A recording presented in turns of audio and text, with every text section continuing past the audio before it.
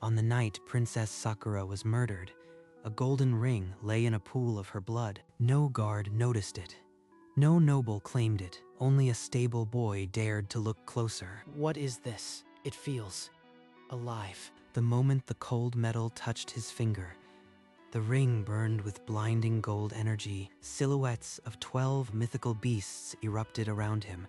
Phoenix, dragon, Kirin, their roars drowning his scream. He ran through dark corridors, clutching his hand until his lungs burned.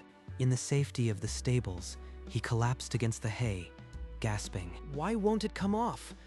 What have I done? The ring pulsed with each heartbeat, its glow refusing to fade, as if it had always been waiting for him. Somewhere in the distance, a beast's roar echoed, and Tsubasa knew his life was no longer his own.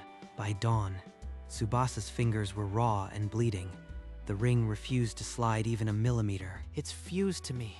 I have to hide it before someone sees. But a brutish, stable hand had noticed his nervous glances.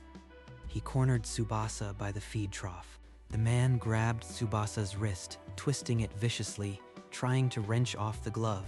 Let go.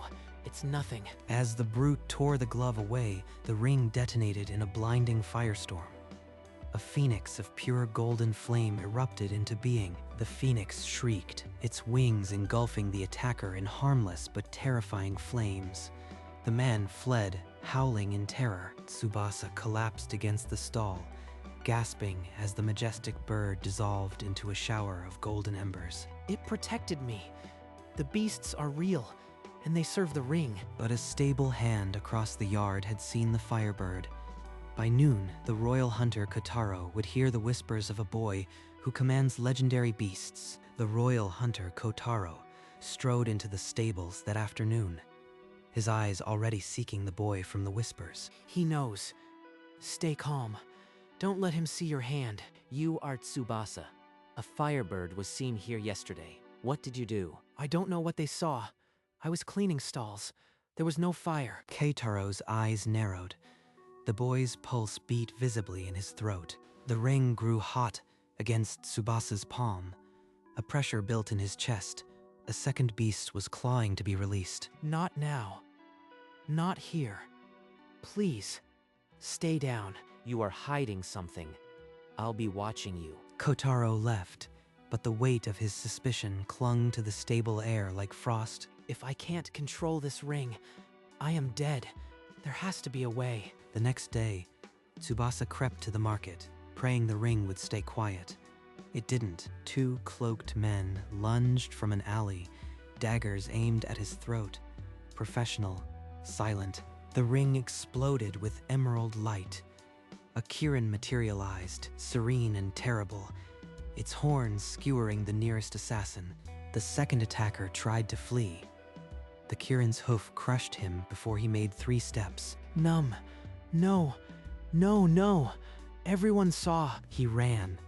Behind him, the Kirin dissolved into mist, leaving only corpses and screaming witnesses. From a rooftop, Kotaro watched the boy vanish into the slums. He did not give chase. So the rumors were true. A stable boy and the Kirin of royal legend. In the palace, Regent Kenta received the report in silence. His fingers drummed once on the throne. Find him, alive or dead. They'll never stop hunting me now. I have to understand this ring before it kills me. Tsubasa fled beyond the city walls, stumbling into an abandoned chapel where ivy choked the altar and the air smelled of wet stone. They'll search for me, but maybe I can hide here. Just until I understand. The ring pulsed, insistent. Across the chapel, a stagnant fountain trembled, and dark water began to rise. From the churning pool, a colossal serpent of deep blue scales emerged. The Leviathan. Its voice flowed directly into his mind. You hold the royal contract, child. The 12 bonds passed to you upon Sakura's death. But I am a stable boy. I have no royal blood. This is a mistake. The ring does not lie. The bloodline calls to us in you, though fainter than it should. Fainter? What does that mean? I am an orphan. I don't know my own parents. The Leviathan sank back into the water without another word, leaving Tsubasa alone with a truth that made no sense. If the beasts are bound to the royal line, then who am I really? The chapel door creaked open. Kotaro stepped inside, a sealed letter in his hand, his expression unreadable. I found this among Princess Sakura's belongings. It's addressed to her unknown brother. Brother? Sakura had a brother? But I've never, that can't be me. The ring burned white hot. In a burst of emerald fire, a majestic dragon materialized behind Tsubasa and bowed its massive head. So it's true. You are the princess's brother. The beasts recognize the royal blood. I didn't know. I swear, I was abandoned as a baby. I am just a stable boy. Kotaro's bowstring trembled. A long, breathless moment passed. Then he lowered the bow. If the regent learns this, he'll have you killed. Take the letter. Find the truth before he does. Kotaro turned and vanished into the night, leaving Tsubasa alone with a letter that could rewrite his entire existence. The truth about my birth and Sakura's death, it's all in this letter. I have to know. Tsubasa broke the wax seal with trembling fingers. The letter was short, but between its lines lay a riddle only blood could answer. My brother's name is the first light I saw. What does that mean? He spoke before he could stop himself. Tsubasa. The ring blazed, and the chapel dissolved into golden light. A vision bloomed. Princess Sakura, younger, grief-stricken, pressing a newborn into the arms of a stable master. Protect him. Let him never know this pain. One day, the ring will call him home. The memories scattered like embers. Tsubasa stood frozen, his cheeks wet, his chest a hollow ache. That baby was me. She was my sister, and she hid me to save my life. Sakura, I am your brother. I have to accept this. The beasts are mine by blood. The ring detonated in silent gold. 12 spectral beasts rose around him, their eyes kindled with recognition. I won't run anymore. For her, for myself, I'll face whatever comes. In the throne room, Regent Kenta received the report with ice-cold fury. The stable boy was Sakura's brother. He has the letter and the hunter. Send the shadow bleeds. Leave no trace. 3 assassins tracked Tsubasa to a derelict stable where he and Kotaro planned their next move. Kotaro sensed the attack a heartbeat before it came. He threw himself in front of Tsubasa, taking a blade to the shoulder. The ring answered Tsubasa's scream. A phoenix and a dragon burst forth, their roars shaking the walls. The beasts lunged. In seconds, the attackers were broken. Alive, but broken. Kotaro, hold on. We're leaving. The dragon carried them into the cold night. Phoenix fire trailing behind as a warning to any who followed. In a hidden cave, the Kirin's light sealed Kotaro's wound. He was alive, barely. Your uncle killed Sakura. He'll stop at nothing. We must expose him to the people. In the dim glow of the cave, Kotaro slowly unwrapped a small dark vial. The poison that killed your sister. The regent slipped it into her tea. When she died, he blamed a fever. I have the proof, but no one would believe me alone. Then we make them believe. The Kirin showed me a memory. Can it show the truth of Sakura's murder to everyone? As the Kirin bowed its head, a hazy image shimmered. The regent pouring black liquid into a royal cup. Sakura's name on his lips. The beasts can be my witnesses. I'll drag the truth into the light. Days blurred into a single purpose. In the cave's emptiness, Tsubasa called beast after beast, sharpening his will into a blade. Phoenix, dragon, Kirin, come. I am Tsubasa, Sakura's brother, and I command you. One by one, the 12 legendary beasts stepped forward, their roars filling the cavern, their eyes burning with loyalty. Tomorrow, the regent holds a public execution for you, a trap. But if we strike then, the whole kingdom will witness. I'll walk into that trap, and I'll walk out with the truth blazing behind me. Yet when Tsubasa tried to call all 12 beasts, some refused.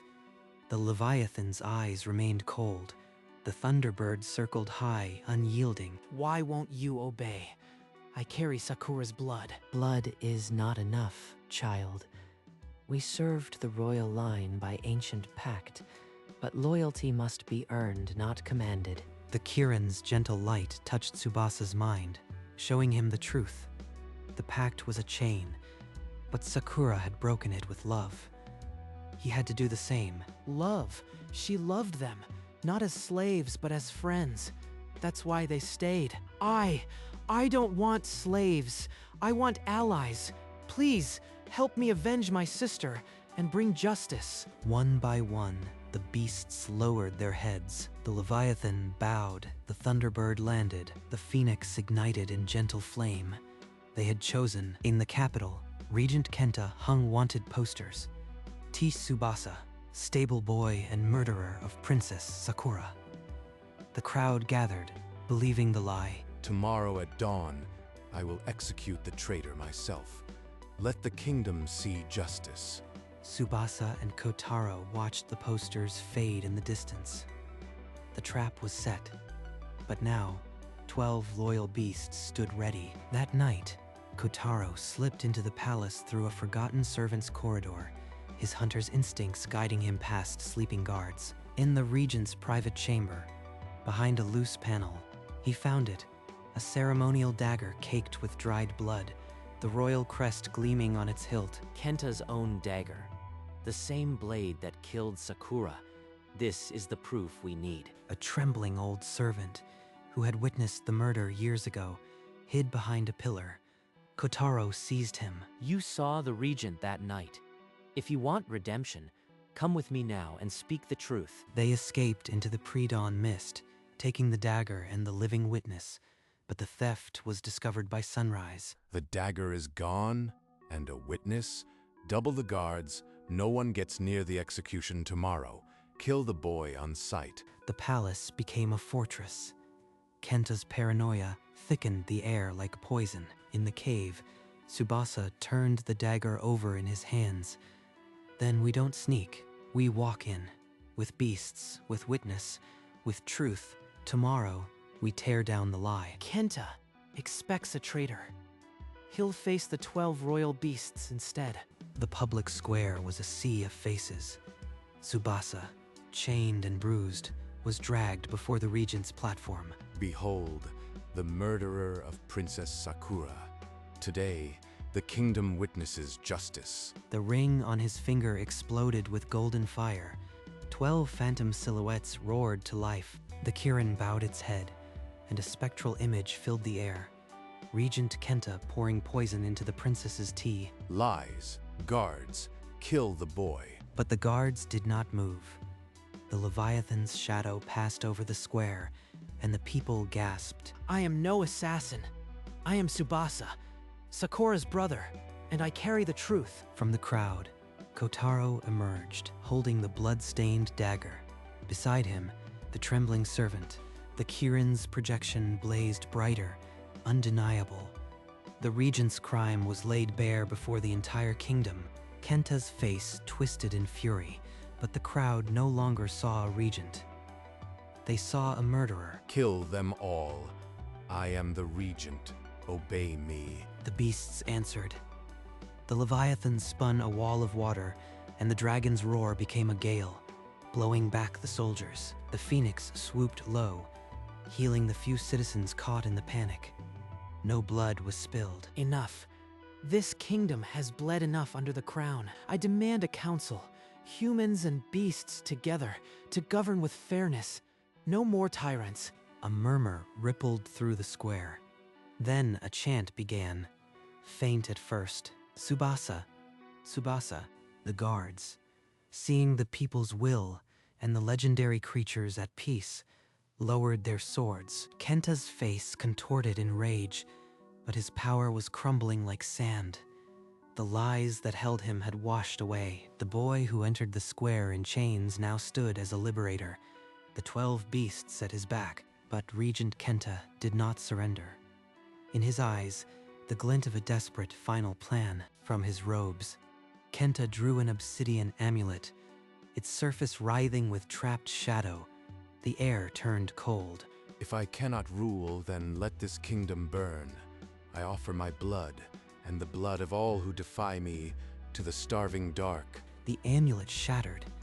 A rift tore open above the square, and a monstrous shadow seeped through, devouring the light. A colossal wraith of smoke and fang took shape, its hunger shaking the cobblestones. The people screamed. He'll destroy the whole city just to spite me. I can't unleash the beasts. Too many will die. Phoenix, burn only the darkness. Leave the people untouched. And you, Kenta, you'll face me. The phoenix erupted from the ring, a star of golden flame, and plunged into the heart of the shadow creature. The remaining beasts formed a ring around the crowd. Leviathan's mist, Dragon's wind, Kirin's light, holding back the encroaching dark. Your beasts are nothing. The ancient void will swallow them, and you. The wraith howled, and the ground split. Tsubasa strode forward, ring blazing, the fate of the kingdom hanging on a boy's choice. The phoenix and the wraith became a blur of fire and shadow in the sky, each shriek shaking the clouds. While it fights, I have to end this at the source. He reached Kenta, who sneered even as the ground crumbled beneath him. You think you've won. I killed your grandmother too. The old queen was a fool, just like your sister. He murdered his own blood for power. The rage inside Tsubasa ignited the ring. The 12 beasts' power flowed into him like a river of molten gold. For Sakura. For my mother. For every life you've stolen. He drove his fist forward, a concentrated blast of pure beast energy into Kenta's chest. The regent crumpled unconscious, his dark pact unable to shield him from the wrath of the beast's chosen heir. Above, the wraith weakened but did not fall, its form flickering as the phoenix pressed the attack.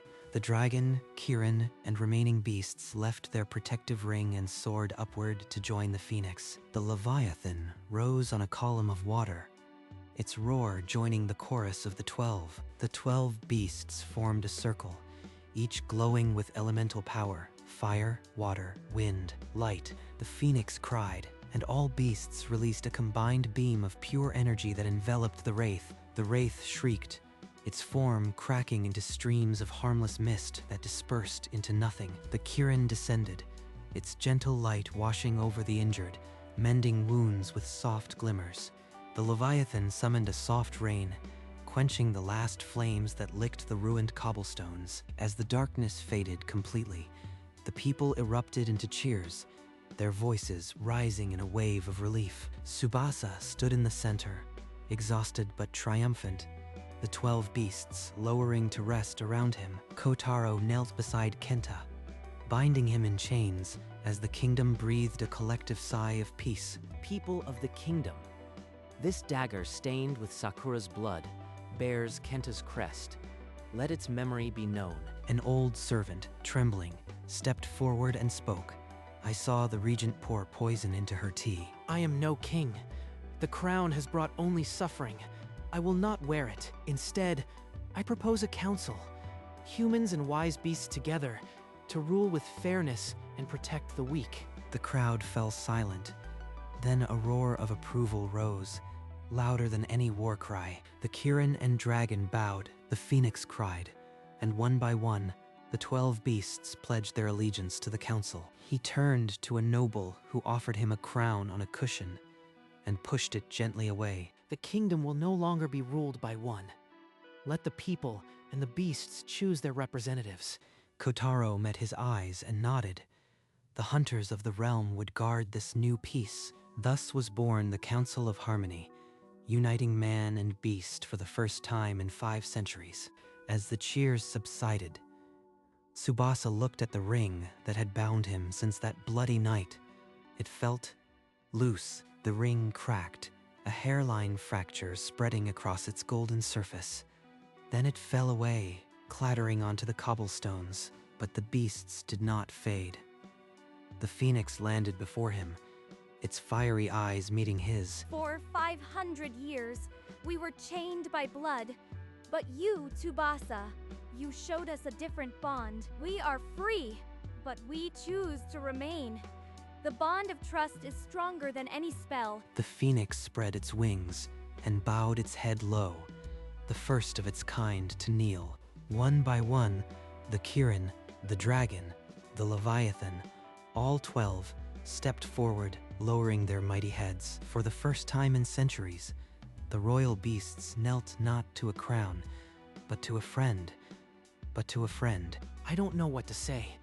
Thank you, all of you. The stable boy who had found a bloody ring now stood at the center of a new legend, not of power, but of chosen family. As the crowd slowly dispersed, Tsubasa walked to a quiet garden behind the stables, the broken ring clutched in his palm. It's over, but I never got to say goodbye. A gentle light shimmered before him, and Princess Sakura's spirit took form, her smile as warm as he had imagined. Thank you, Tsubasa.